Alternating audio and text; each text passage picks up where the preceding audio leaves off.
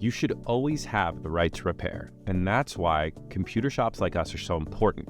Apple, unfortunately, do not lay out all of the repair options nor have affordable parts for you to get your replacement parts easily. So repair companies like us, we tend to offer an alternative. In this case, we had a client send us in a computer through a mail-in service where he needs a logic board replacement. Then you could need a logic board replacement for any number of reasons, but in this case, he just wanted to go ahead and swap it out with a comparable size and value. So what we're going to do is just completely swap out that logic board for this client and then hopefully show you just how to do it yourself, because we believe that everyone has the right to repair their products and they shouldn't have to spend a fortune to get a new part for their MacBook. Now, like always, we're just going to go ahead and open up the back plate screws. Take your pry tool and undo the 2 latches. Then you can go ahead and pop up the back plate and then go ahead and push the bottom. And then while you're holding on to the back plate, you pull. We should be able to just take off the back plate. Like always, we'll go ahead and take off our battery connector.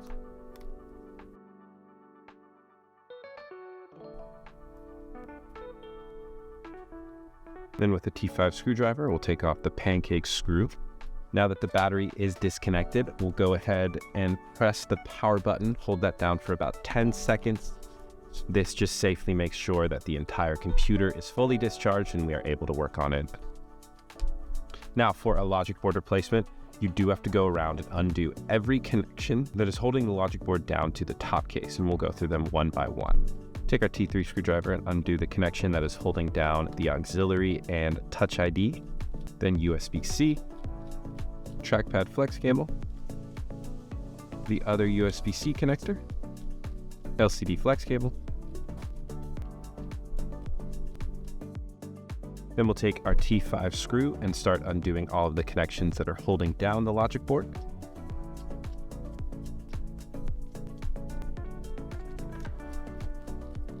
And then we go around with our pry tool and take off all the connections.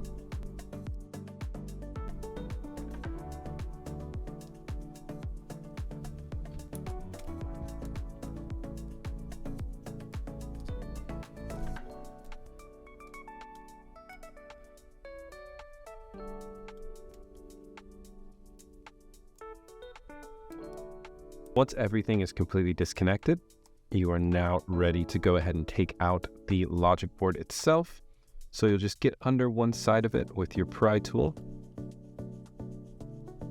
and very gently make sure you're pulling away each of the cables.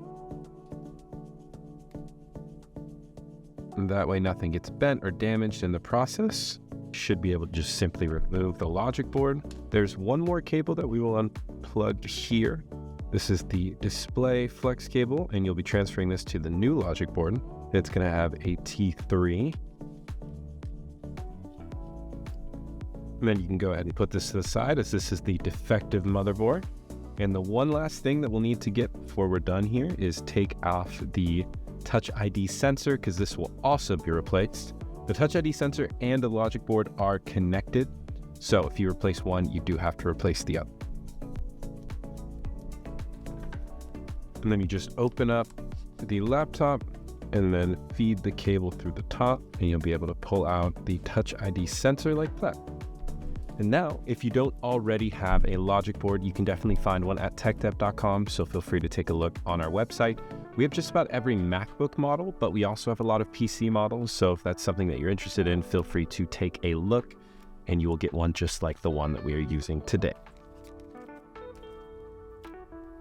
Now we start with plugging in our Touch ID sensor, same way that we took it off. We'll go ahead and open up the top case just a little bit and then feed the cable in through that top corner.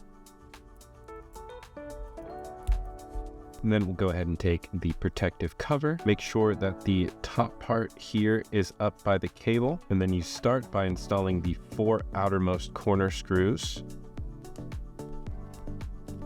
And then you're going to go ahead and take the 2 middle screws and screw it in the center.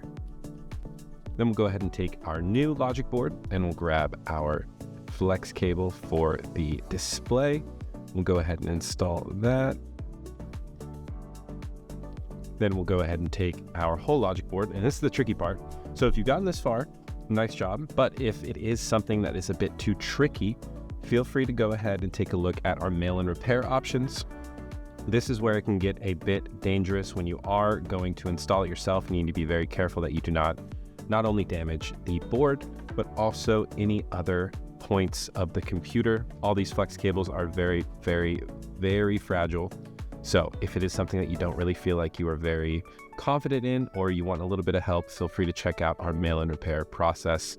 We can definitely take all the hassle out, or if you're local, feel free to bring it into our store. So you're gonna go very, very slow. What I like to do is I like to keep an eye of where all the flex cables are. So there's 2 over here by this left fan. There are 2 over here by the right fan. There are a couple over here on the sides, which I've already tried to bend back a little bit. And then obviously the ones in the top left. So what you're gonna do is you're gonna go in at an angle on the right side.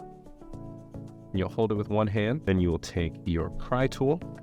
Remember where those 2 cables were over here.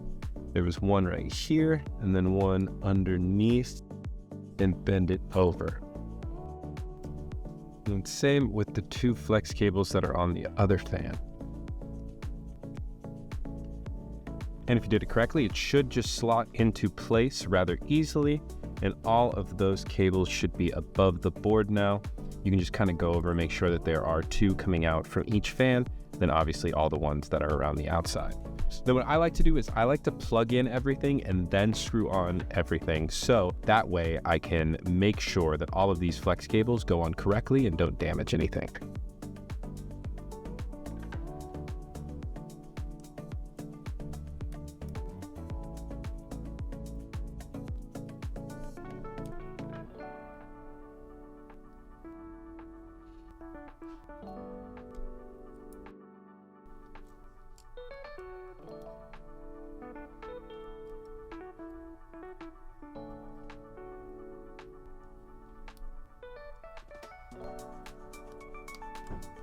And after that, I like to go ahead and screw in all of the main motherboard screws. That way it's held on tight.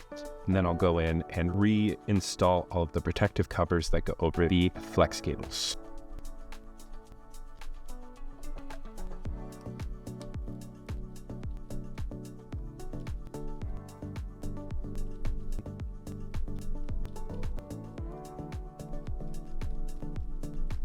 And then reinstall battery pancake screw and battery flex cable.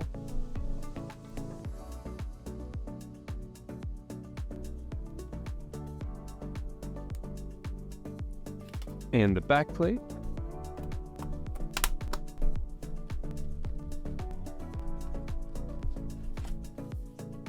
And all that's left to do is plug it in, turn it on.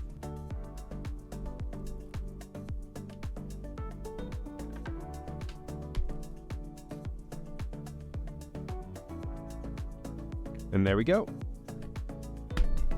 The new logic board is fully replaced for the client, and everything is good to go to get shipped back to him and hopefully have another satisfied customer. Thank you so much again for watching. If you did want to get any of the parts that were used in this video, feel free to head over to TEKDEP.com. If you wanted to see any other repairs by us, feel free to go to our YouTube channel. And if you did need any help, feel free to send us in a mail-in repair. If you did like the video, feel free to support the channel in any way you can. Have a wonderful day.